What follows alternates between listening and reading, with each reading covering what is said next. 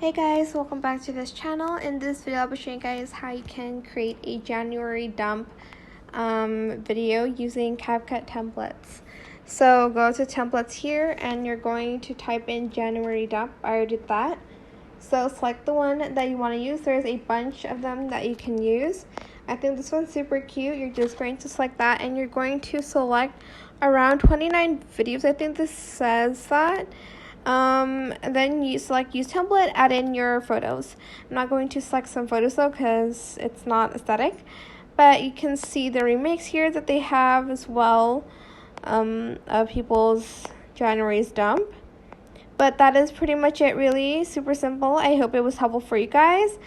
Don't forget to like, comment, share, and also subscribe to this channel if you haven't done that already. You can also choose from these. There's a bunch that you can choose from, like this one as well. Alright, that is it. Thank you so much for watching this video. I haven't said if you found this video helpful. Please click the thanks button. I don't know if I did or not, but yeah, that is it. Thank you so much for watching. Bye.